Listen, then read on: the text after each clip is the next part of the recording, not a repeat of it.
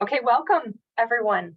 I'm just continually so happy at our attendance and interest in this series. It's been excellent. Those of you who are following it, as you know, and for those of you who don't know me, my name is Haley. I work for the Columbia Mountains Institute, and I'm here to welcome you today. For those of you who have been following along, this is the point in the series where I start to apologize for a little bit of redundance. I'm going to do an introduction that you're already familiar with, but we have to run through it. And for the benefit of those who haven't been with us here today, it's really important. So of course, welcome. That's my main goal, is to welcome you here today and tell you a little bit about your host organizations, this series that we are embarking on, and of course our speaker. So like I said, I work with the Columbia Mountains Institute, and I'm joined here by Marcy Marr and Kendall Benesh from the Kootenay Conservation Program. So that's KCP for short. Columbia Mountains Institute is CMI for short. And we have joined forces. We've brought together the CRED Talk, the Columbia Region Ecological Discussions, and KCP's popular and excellent winter webinar series into one. So this season of webinars has a theme, and it's the foundations of resilience, understanding departures from historical ecosystems and adapting for resilient futures. And we're welcoming 7 speakers who will draw on patterns from the past, challenges from the present, and scenarios for the future to explore adapting ecosystems for resilience in the Columbia Basin. This year's CRED Talks and KCP's winter webinar series is financially supported by the Columbia Basin Trust. Many thanks to the Trust for helping us to get this up and off the ground. Now, today we're going to be listening to PhD candidate Jen Barron, and I'll be introducing her in a little bit more detail in a moment. But before I do that, as has been our routine, I'd like to take a moment to pause and acknowledge the land that I broadcast from here today and the Indigenous peoples of that land. So in Revelstoke, BC, where I live, this is the homeland, the unceded homeland of the Sinixt people. The Shakwapan people have also stewarded this land for millennia, and the Tanaha call this valley the land of the Chickadee in their creation story. The Okanagan Nation Alliance also expressed strong connections to this place. What I would like to do now is pass it over to you. So using the chat, as some of you have already, please feel free to introduce yourself. Share your name, the organization you work with perhaps, and the territory or territories that you zoom in from. It'd be great. This is a fantastic way of testing out the chat because, as you'll see, you'll probably be using it a little bit later on. Okay, so I needed to advance a slide. And I should have done that a little bit earlier, so I'll just pause. This gives you a nice list of what you can expect in the series, some of the talks that have already been presented and some of the talks that are still to come. Okay, so I'm not seeing much in the chat just yet, but as those come in, I'm going to move on to tell you a little bit about one of your host organizations, CMI. So CMI, as many of you know, is a nonprofit organization and association for people working in, where's my notes? Sorry, I'm on the wrong page. Here we go. Okay. And we're an association for people working in various fields of ecology. Our home range, of course, is southern British Columbia, Canada, but our membership extends across BC into Alberta, the Yukon, and the Northwest Territories. One of the main things we do is provide professional development opportunities, and those come in many forms, such as conferences, courses, and of course webinars, and they deal with everything from skill-based research techniques to more complex land management conundrums. Our website is the best place to learn about the things we do, and it contains great resources such as proceedings documents and talk recordings from all of our major events, and you can find these at cmiae.org. Now at this stage, what I would like to do is pass it over to Marcy Marr, who will tell you a little bit about the Kootenay Conservation Program.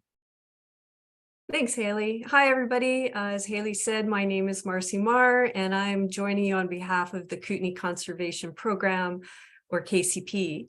And our work occurs in the unceded traditional territories of the Ktunaxa, the Secwepemc, the Sinixt, and the Silks-Okanagan peoples, who've lived here and cared for the land, water, and wildlife since time immemorial. We're a broad partnership of 85 land and water conservation and stewardship groups, Indigenous nations, government agencies, resource industries, and agricultural producers working throughout the East and West Kootenays.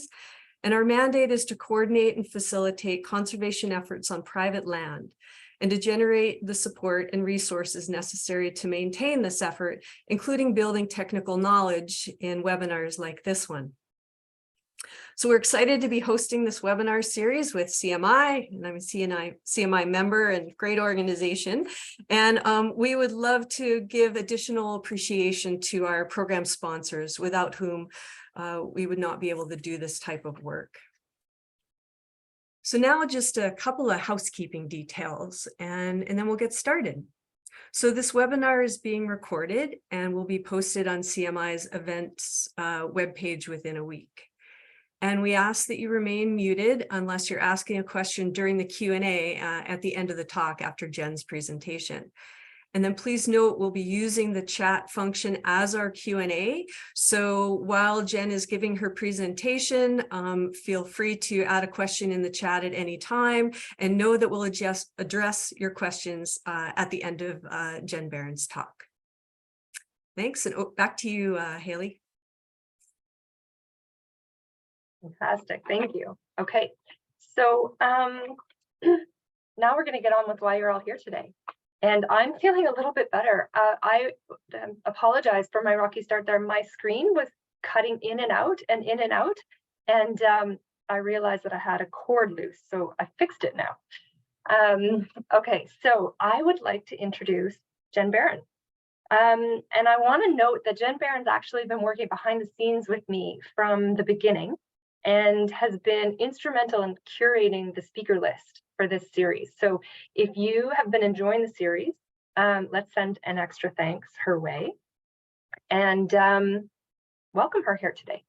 So Jen's going to be introducing a talk called Reintroducing Fire as a Process, Restoring Disrupted Fire Regimes Across Landscapes. And I'd like to just read a short bio.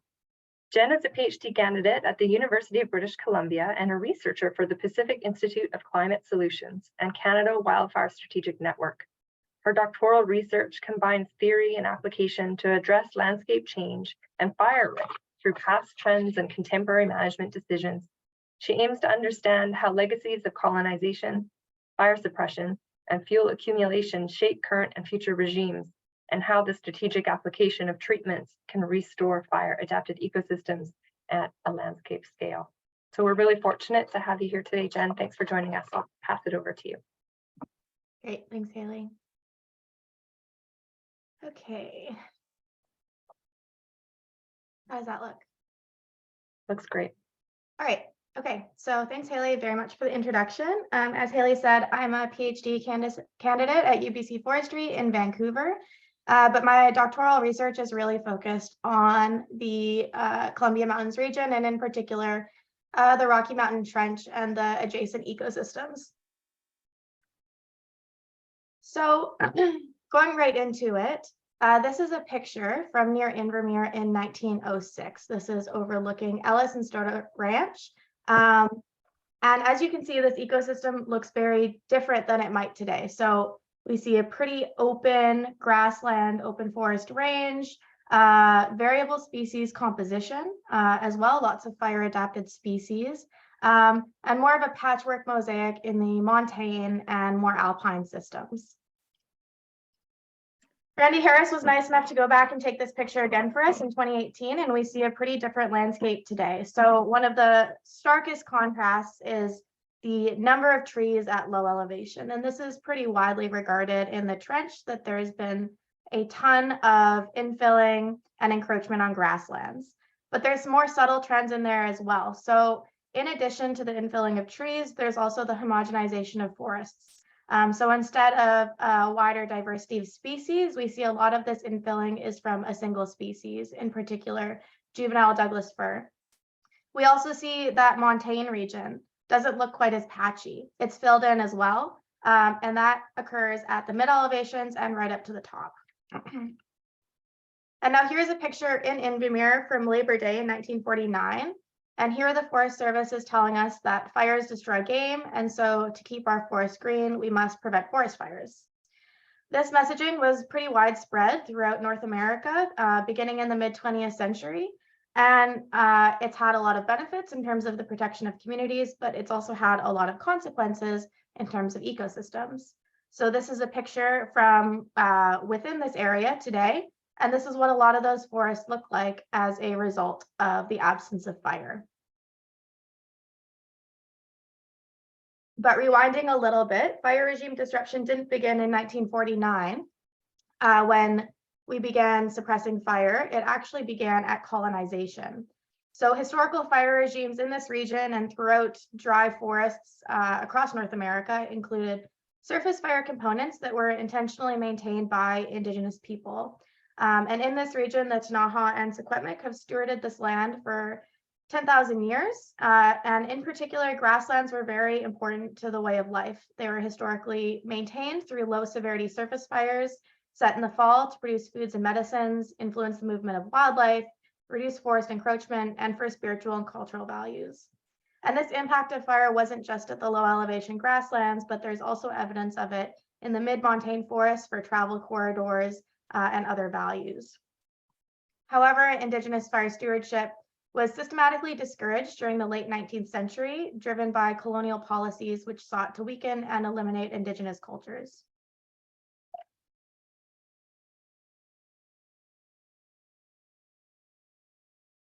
So rewinding back to some work that we saw earlier in this series, this is a fire history reconstruction from Greg Green, and we have extensive research on historical fire frequency throughout this region.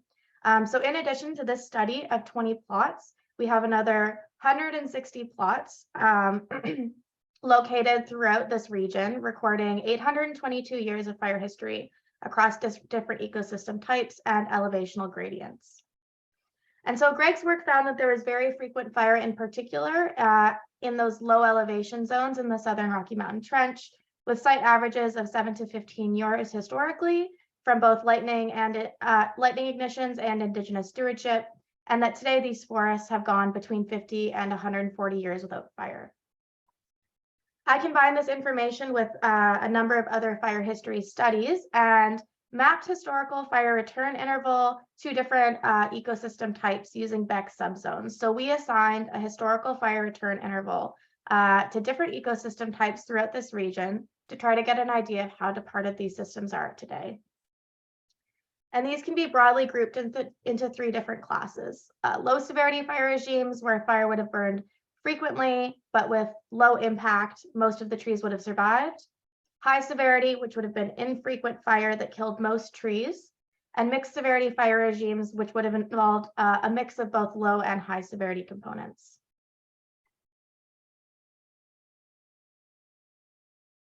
We decided to use historical fire perimeter information to try to link the disruption in historical fire regimes from prior to colonization through the 20th century and into today. So this project used a fire perimeters data set maintained by the BC Wildfire Service that contains every fire event on record since 1919. In this data set, more recent fire perimeters come from continued fire mapping, from remotely sensed data sets, forest inventory, etc. The historical fire perimeters come from a project that digitized and georeferenced historical fire maps. And these come from historical maps, in historical fire suppression records and inventories. We looked at a few attributes in this data set, specifically the number of fires annually, the area burned, and the mean fire size separated out by fire cause. And using statistical methods, we found three distinct phases of fire activity or fire regimes: 1919 to 1939, 1940 to 2002, and then 2003 to present. In the early 20th century, we found that fires were frequent and large, with 40% of the flammable landscape experiencing a fire event. Although fires occurred abundantly during the droughts and positive warm phases of the Pacific Decadal Oscillation from about 1925 to 1945, they were already different in cause and severity from pre-colonial fire regimes, having already been altered by a century of colonial land uses. Specifically, widespread 19th century land clearing for homesteads and agricultural use by settlers, often using fire, served as conveyor belts for starting very large early 20th century ignitions. Intentional and accidental ignitions associated with resource extraction, like hill slope burning, loggers using machinery and locomotives, and the expansion of railroads was also common during this period and contributed to the large fires of the era. However, it's important to note that although large portions of the landscape were burning, this was still significantly departed from pre-colonial fire regimes, both in the cause and the severity of fires. From 1940 to 2002, we see wildfire activity rapidly decline, with only 8% of this landscape burning and a 740-year fire return interval. Following the Second World War, several technologies were adopted to fight the war on wildfire with the integration of the military incident command system and technologies like aerial imagery, heavy machinery, and aerial attack fleets. Cool and wet climate conditions in the 40s and 50s provided time for newly augmented fire suppression systems and technologies to develop as suppression personnel and equipment became more widely integrated. As the climate began to shift to warmer conditions with climate change and a warm PDO phase beginning in the late 70s, a potential increase in fire activity was met by additional advances in wildfire science and technology, including the Canadian Forest Fire Danger Rating System and the Fire Weather Index System, which helped keep fire activity low. Notable fire seasons with multiple fire events escaping suppression became relatively rare and only occurred under more extreme fire weather conditions, like in 1985. In 2003, an exceptional fire season in BC threatened multiple communities and exceeded suppression capabilities. We identified a phase transition in fire activity in 2003, after which point burned area and mean fire size increased. The fire return interval during this time period decreased, meaning fires have become more frequent, but still remains clearly departed from pre-management era fire frequency. These levels of fire activity are lower than those of the early 20th century, and under low to moderate fire weather conditions, wildfire suppression remains highly effective. However, increasingly when fires escape suppression, they exhibit dangerous fire behavior occurring under the most extreme fire weather conditions that are influenced by climate change. Decreasing summer precipitation, prolonged extreme temperatures, and drought clearly enabled recent extreme fire seasons in 2017, 2018, and 2021. Thinking a bit about ignition cause as well, human ignitions decreased in the 1940s and have largely remained low since, likely in part due to the success of public messaging. However, the continued growth of the wildland-urban interface into highly fire-prone environments further increases the potential for human ignitions in hazardous fuels and the likelihood that fires will be suppressed to protect values. Patterns of aggressive fire suppression are evident in the Rocky Mountain Trench in this map, where you can see at low elevation, the red human ignitions are very small, meaning that they're suppressed very quickly. This is where population density is highest and fire suppression attack is most effective. However, this is also historically where fire frequency was the highest, and so this now creates a volatile environment for high severity fires that may threaten communities. In contrast, lightning is a major driver of fire activity, and the relative importance of lightning ignitions to area burned and mean fire size is increasing. Lightning ignitions drove the 2003 shift in fire activity and were responsible for 80% of total fire events and 97% of area burned since 2010. This may be in part because we've gotten better at detecting lightning and lightning ignited fires. However, research also suggests that climate change is increasing the frequency of lightning discharges and lightning caused fires in the Pacific Northwest, which is favored by the increased frequency of dry convective atmospheric conditions or dry lightning. Human factors related to management and suppression likely also contribute to patterns in lightning ignitions and escape fires. For example, lightning ignitions are less likely to be immediately suppressed, are more likely to occur in the backcountry and in clusters, and are better candidates for managed wildfires, which may also contribute to their greater contribution to area burned. Finally, using those estimates of historical fire return intervals that I showed you, we mapped a measure of fire deficits, fire regime interval departure. So this is a measure of how often a forest burns today relative to how often it burned in the past.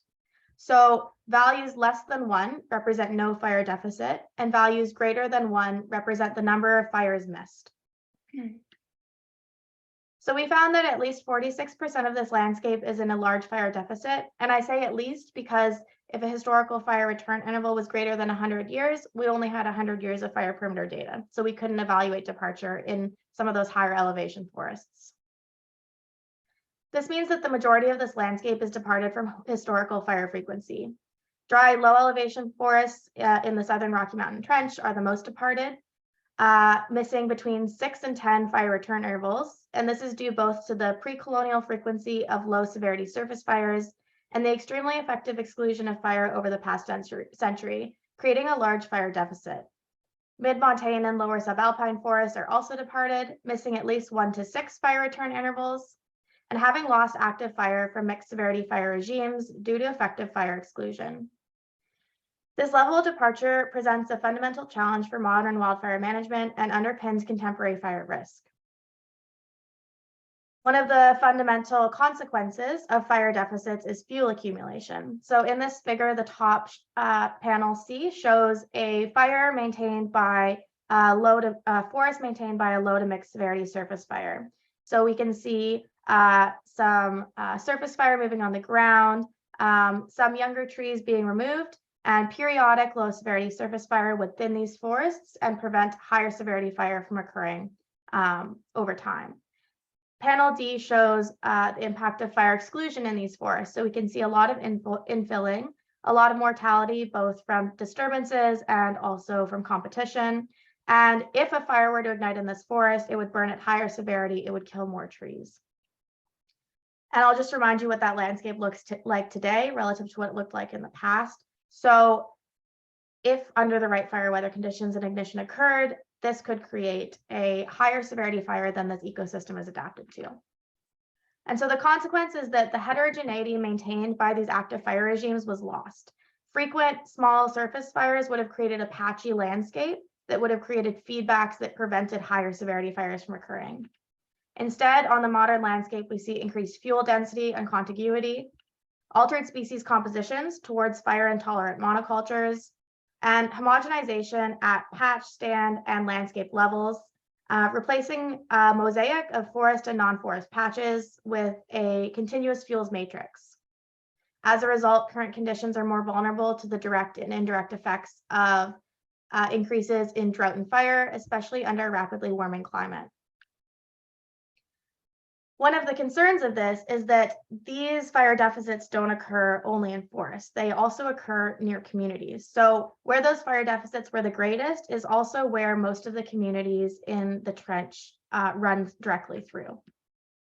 This means that there is likely a strong accumulation of fuels in these locations whereby human ignitions would require very quick response, especially under extreme fire weather conditions.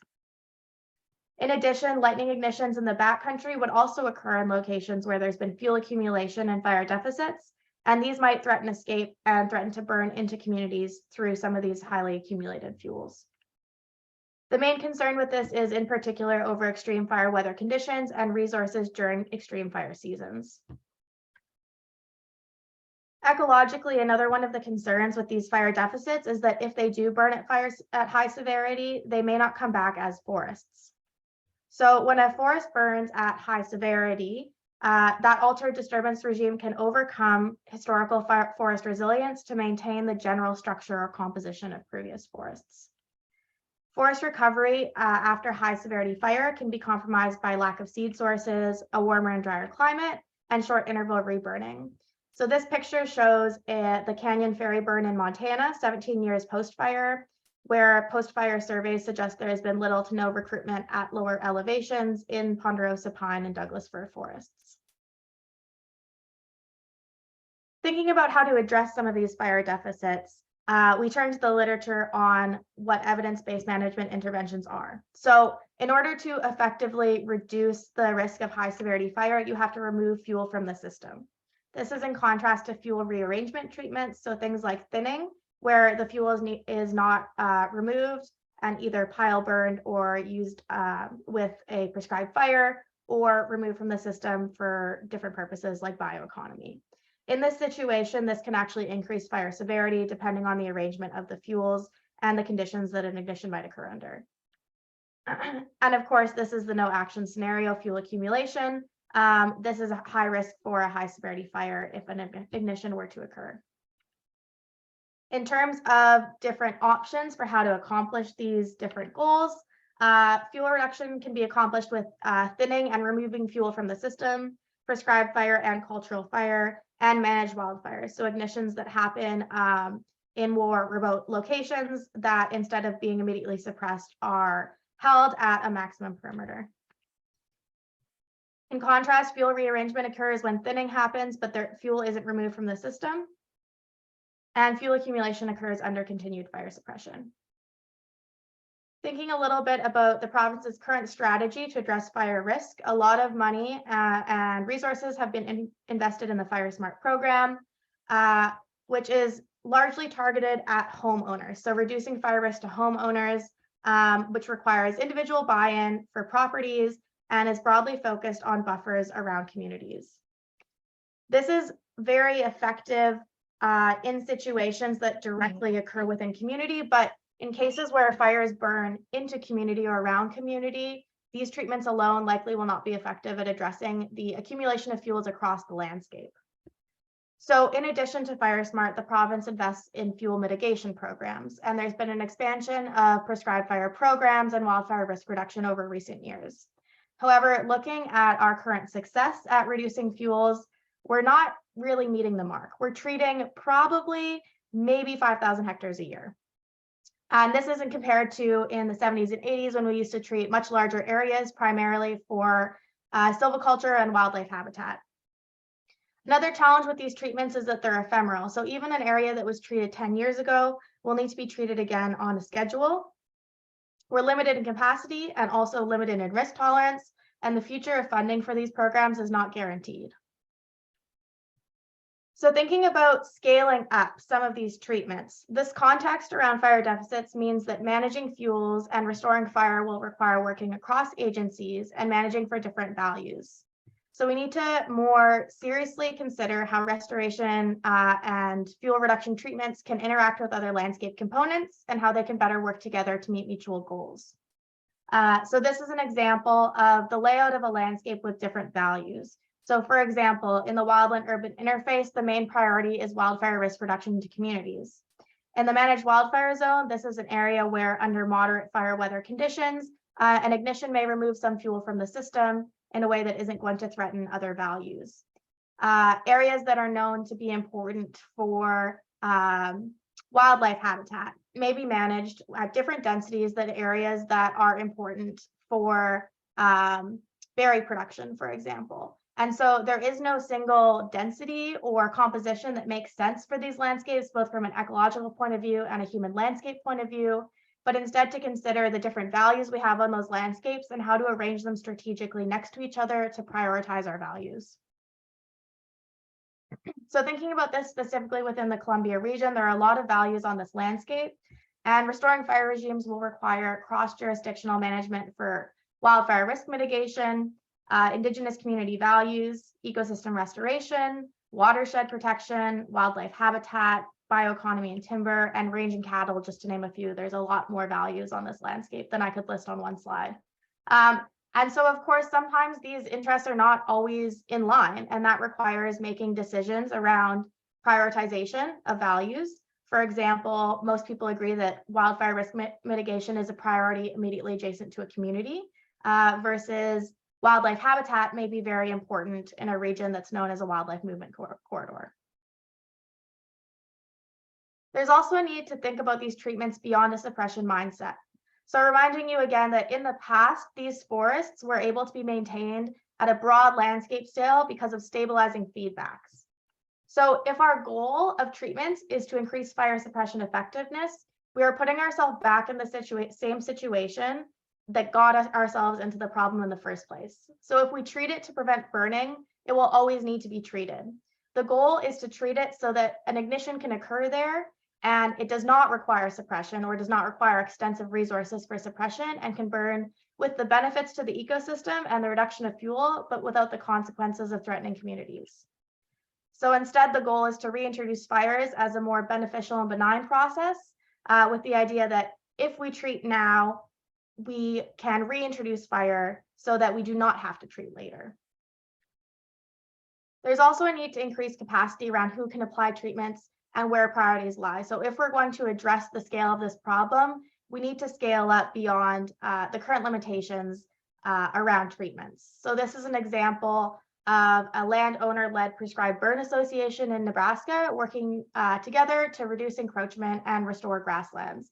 And so this, of course, would be specifically for the values of these landowners across rangelands. And these types of, for example, prescribed burn associations could be formed to support different values and with different practitioners. And I'll also add that there is a growing academic recognition of the importance of returning sovereignty to Indigenous communities to restore active fire. So cultural fire is essential for decolonization and the restoration of culture and lands. And this must ensure that authority and governance is returned to Indigenous communities. For example, cultural fire can be viewed as a fuels treatment, but reintroducing active fire regimes without giving authority to the Indigenous communities that once maintained them will perpetuate the management decisions that created those fire deficits in the first place. And finally, this map shows the air temperature anomalies the day before Lytton experienced a destructive fire on June 2021. And so thinking a little bit back to Eric and Janine's talk about the concept of resilience, novel ecosystems, and no analog futures, what are the implications of these changes in fire regimes considering this context? So I want to think a little bit about what parts of the landscape do we manage and does it make sense to manage? It is likely not possible to return the ecosystem to the 1950s or 1900 or 1800 composition, and we likely don't want to based on our values today. So instead, we want to think about restoring conditions that might produce stabilizing feedbacks in locations where those values are important, accepting that some ecosystems will change. So for example, some forests will burn at high severity and they will transition to other types of ecosystems. What are the consequences of that? And what resources do we have? What interventions do we have to potentially produce a more desirable outcome? And thinking a little bit about using the past as a guide, different analog systems, for example, lots of frequent fire systems throughout the Rocky Mountains stretching down to Mexico to serve as reference. And based on the values of the system and our desires for what we want these systems to produce for us and what's possible. Okay, I'll leave it at that. Thank you very much. Thanks so much, Jen. So I encourage folks to put their questions in the chat. And as folks are doing that, Jen, you mentioned something that I'm really interested in and not sure I know the answer to, hopefully you do, is the difference between prescribed burning and cultural burning. When you were talking about the different management interventions, yeah, what's the difference there? Right, okay. So prescribed burning is a very broad classification. It's essentially the intentional application of fire, often but not always by agency, for a specific reason or value. And when we talk about cultural fire refers specifically to Indigenous cultural fire for community values, cultural values that are independent from, for example, a government organization. And so cultural fire can be viewed as a fuels treatment, but the objective of cultural fire is not inherently just a fuels treatment. And the most important thing with cultural fire is that it lies in the hands of Indigenous communities. So an agency cannot do a cultural burn, a community has to do the burn for it to be cultural fire for their values. Great, thanks so much. So other questions from folks? Let me look in the chat here.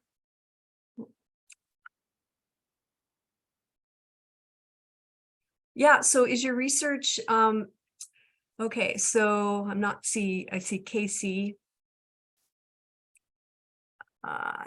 In your research, what is the most limiting factor in the Rocky Mountain Trench area? limiting factor in terms of getting treatments done? Is that the?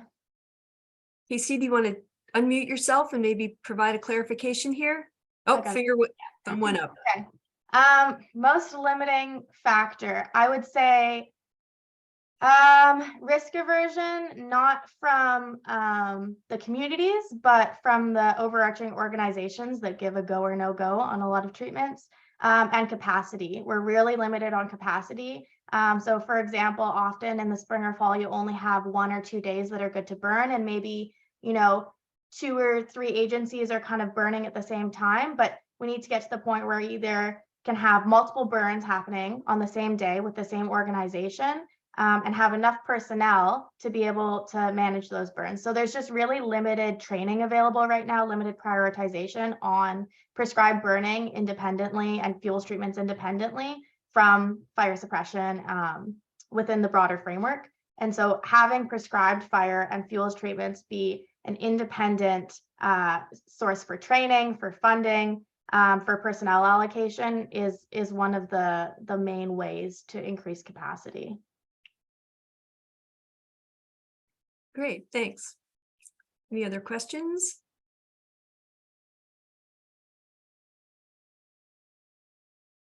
Oh, Casey says, I agree. Yeah.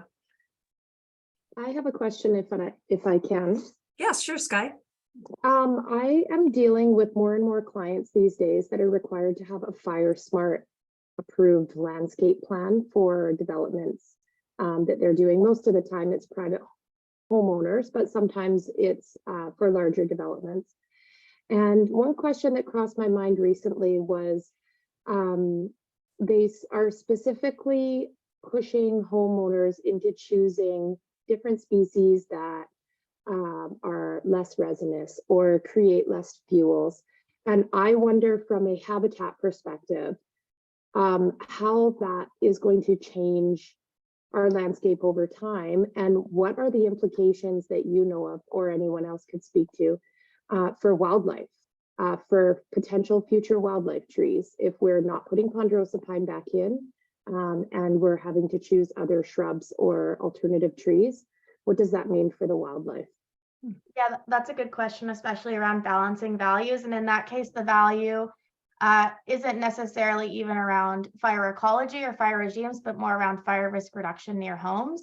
And my understanding of those FireSmart principles is they're really focused on that buffer that's immediately adjacent to the home, like within 10 meters of the home. But I'm assuming some of those plans might mandate things over, much broader properties. So I think immediately adjacent to properties, I kind of agree that fire hazard risk reduction should be the priority. But if it's over a much larger property, especially because ponderosa pine, was so common in a lot of these forests historically, and we have lost a lot of ponderosa pine forests. I think that there should be some kind of scenario or incentive to include species compositions that make sense ecologically for that region. If you have, a reasonably large buffer zone around the home and you're not planting them at densities that are going to be high wildfire risk, which at ponderosa pine is pretty unlikely. Great, that was a great question. So we've got another one here about that speaks to the multi-jurisdictional management that you had referred to in your talk, and how can we be encouraging private landowners to do more landscape level treatments or be involved, with Crown managers in looking at the landscape together for how the private Crown interface is managed? Yeah, so private land treatments that I've been involved in have primarily been with municipalities. So that's technically considered private land, and municipalities seem to have, in the trench, Cranbrook and Kimberley seem to have strong incentive to do treatments. But for smaller scale private landowners, I would argue that there needs to be more incentive in order to subsidize the cost of some of those treatments and to make them more cost effective as well. So there are currently some arguments for reallocating fuels from fuel treatments towards bioeconomy pathways, which might offset some of the cost of recovering those fuels. But there's also a large sector that hasn't been tapped into that used to treat a lot and doesn't treat anymore, and that's licensees. Licensees used to do a lot of burning, a lot of fuel reduction at the landscape level. And right now, most of these fuel treatments that are happening, even if they're being done on Crown land, they're not being done by the licensees as part of their silvicultural treatments. So I think that we also need to have incentive for licensees to do more of these treatments with the information that they have, with the personnel that they have, and to provide training to do that fuel reduction and not just the fuel rearrangement. Okay. Dennis is asking, with increasing spread of invasive species across the landscape, there's a concern that introducing fire causes more issues than it solves. How do we balance this in relation to resilience that we're seeking on the landscape? Yeah, the invasive species question comes up a lot, and I think it's a really good one. And I, again, think it comes back to values. So I would argue that if you are doing a fuel treatment immediately adjacent to a community and the primary goal is wildfire risk reduction, then reintroducing introducing invasives into the system is something that can be addressed after some of the fuel is removed. So the idea isn't just treat it and leave it, but instead treat it, and then you're likely going to get invasives either way, and then address those invasives when they come up. If the objective is ecological restoration, obviously it needs to be much more explicit in the planning process in terms of when you're doing treatments, how you're addressing the invasives, the seed mixes that you're using, et cetera. So I think the approach is different in different cases. I'm not sure I would agree that it's better to leave it than to not, because the consequence of leaving it is that high severity fire where it potentially shifts to some other system entirely. And that might be a desirable system. It might not, but the reality is the system's going to change either way. Okay. And a question here from Regan. Have you encountered some recent examples of co-managed and Indigenous-led burning that can provide a roadmap to these practices? Spreading and becoming case studies, I guess, for others, or what else is a hurdle? Sorry, or else what's one hurdle you would eliminate to encourage more? Yeah, so I do know that BC Wildfire Service and Finesse are starting to try to do some of this work, and I have been involved with Finesse on some of their landscape level planning and their cultural and prescribed fire program. I do think that there are other places that we can look to. For example, there's tons of cultural burning that happens in California with the nations down there, as well as expertise around how to navigate some of the hurdles, as well as Australia has, pretty widespread programs and, Indigenous governance around cultural fire. One of the biggest hurdles that I see is trying to make cultural fire fit within a fire agency framework. So having to come up with a burn plan with holding and PPE, especially for these really small burns that are, during pretty, they're going to be very low severity burns. And the idea that you would need, like a water tanker to burn like half a hectare seems a little bit overkill. Like some of the requirements around, NOMEX, all of the stuff that you would have for a larger burn, for a small community burn, I think is one of the biggest barriers that would prevent somebody from wanting to plan a fire like that. Okay, thanks. Next question. You're doing great, Jen. We've got plenty of time, so folks, feel free to put your questions in the chat for Jen here. So in view of the contentions surrounding reforestation to monocultures, what are your thoughts on how this affects long-term biodiversity and fuel composition?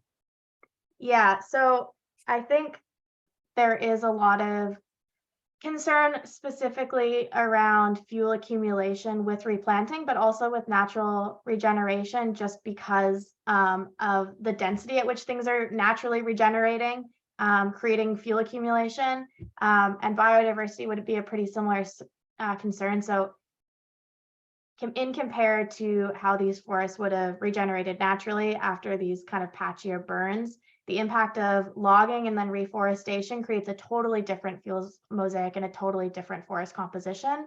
And I think that long term, this might actually perpetuate some of those shifts that we're going to see. So it might be, a monoculture of Douglas fir for a while, but then it might be converted into a shrubland eventually because of those consequences of disturbance. So compounding, insect outbreaks. We're seeing Douglas fir beetle in combination with some high severity fires, and those forests may not regenerate the way that they came back historically. So I think that those compositions are actually in the long term going to be a blip. I don't think that they're going to be sustained on the landscape long term.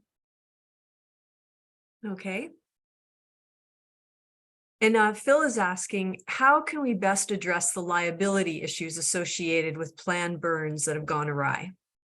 Yeah, I mean, I'm not a liability expert on prescribed fire, so I'm not sure what the best approach is, but I do know that there is concern in doing more prescribed fire that if one fire goes wrong, we're going to lose our license entirely to do that. And we've seen that happen, in the US in recent years.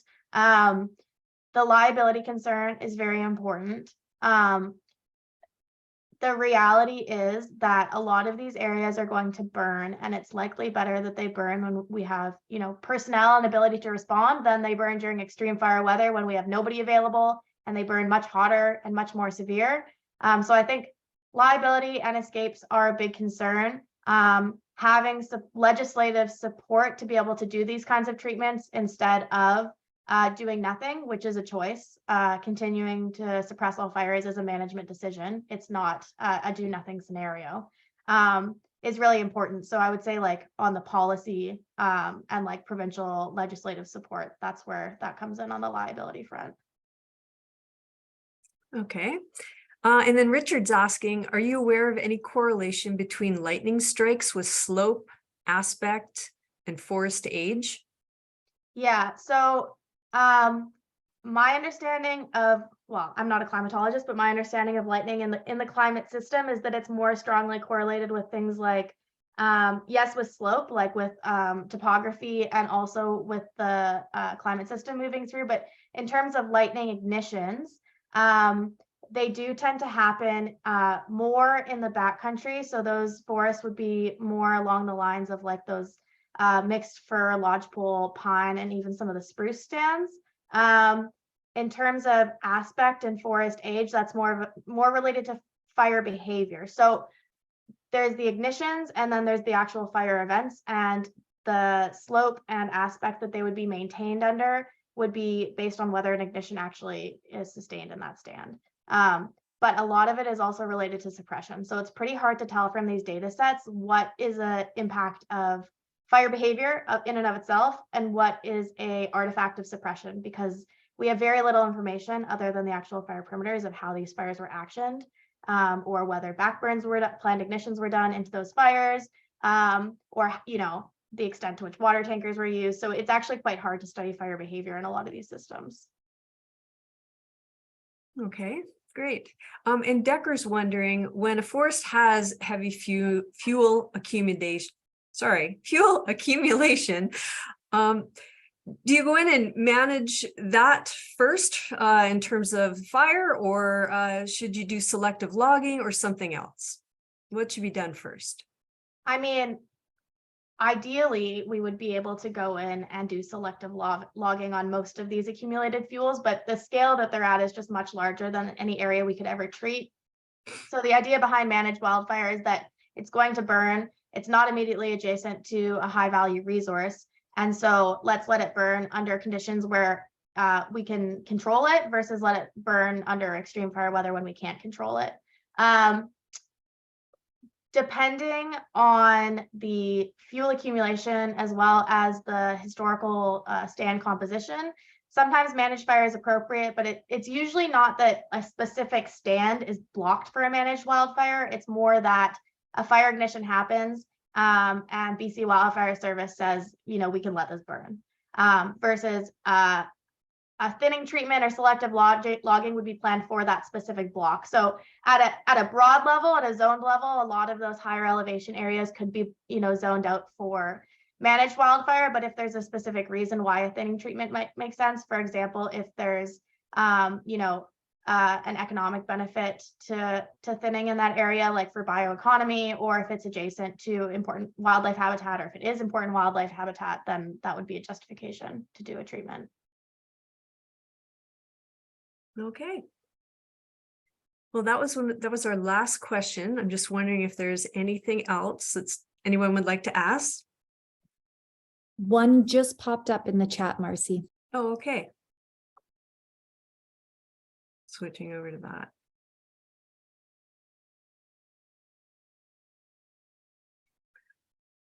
Okay, another one from Casey. Have you looked at old growth deferral areas as they relate to and often conflict with doing more treatments in the Rocky Mountain Trench? Yeah, the old growth, I mean, the OGMAs and the old growth deferral areas are kind of a whole can of worms as far as management areas go. It definitely creates some challenges. I think that a lot of people are very invested in the old growth conversation, and where some of those deferral areas have been placed just based on the types of data we have at the provincial scale, are really old. They are old trees, but they don't provide a lot of value, and they're not what people think of when they think of old growth. Like I've seen, 150-year-old trees in the trench that are super suppressed, that are like this big, that could potentially be zoned as an old growth deferral area. So I think having better data on what those forests actually look like and some understanding of the values of those forests might help deal with some of that. But again, from a legislative point of view, so we have a master's student in our lab who I think is on this call, Georgina Preston, who's looking at the impact of mule deer winter range and old growth management area around preventing treatments around communities, and what the values actually are in those forests and what the impact would be if we could do a treatment there. So I think having more context and being able to have those areas be flexible based on some better data and more information would probably be a benefit to communities. Okay. And another one's in from Bailey, and she says in Asia, where people still do low intensity annual burns, air quality is poor during that season. So what are your thoughts on this if we increased managed burns? Right, yeah. So I think the assumption that we're going to have years, that every year is going to be without smoke is not really a realistic or attainable goal. It's something that was attainable through the 20th century because we were so good at fire suppression, but as we're seeing, we can't maintain that. And so, I don't want to say, people have been saying for a long time, how do you want your smoke? And I think that's a bit of a harsh way to say it, but it's true that the smoke from a prescribed fire is much less intense than the smoke you would get from really intense fire seasons. And even if we don't have a bad fire season in BC, we get a lot of smoke transport from places like California, Washington that might be having, and the Boreal, which might be having a bad fire season. The benefit with a planned ignition is that at least you can tell the community about it, and we can also increase infrastructure around communities to address some of that smoke. And hopefully it'll be shorter term in nature than the high severity smoke you would get, for months at a time throughout the fire season. But I do think that smoke to some extent is unavoidable, but there are, very strong health consequences to smoke. So building infrastructure and educating communities around smoke risks is also very important. Yeah. Yeah. Okay, well, Jen, you have done a fabulous job fielding lots of questions after a really great presentation. So thank you so much for everything you've shared today. And Haley, I'll pass it over to you for closure. Sounds great. I'll just share a screen, but while I do that, I just echoed that what such fantastic questions, everybody. Thank you so much. And I just love all the sharing of resources in the chat. And thanks to Marcy for facilitating that Q&A so seamlessly. We're just going to follow up and end with some thank yous. So thanks to Jen, again, thanks for making time to share your work with us and continuing to reach out and be involved in our communities and being invested in all of this really important work. Thanks also to the Columbia Basin Trust for your financial support. Thanks to KCP for your support and involvement and hosting of this series, and to KCP's core funders. So of course we couldn't do this without you. And what I would like to do now is just give you a little teaser for next week. So Jen could tell you more about who we're going to expect next week, but what I'll tell you right now is just that we've got a group of 4 who I think are going to be pretty fun. And they're the folks who are actively managing fire on the ground.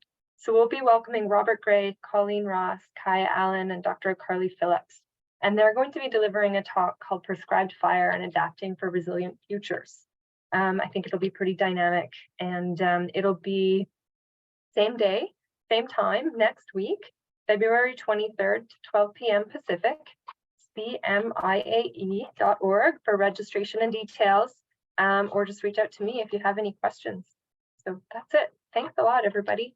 Have a great afternoon.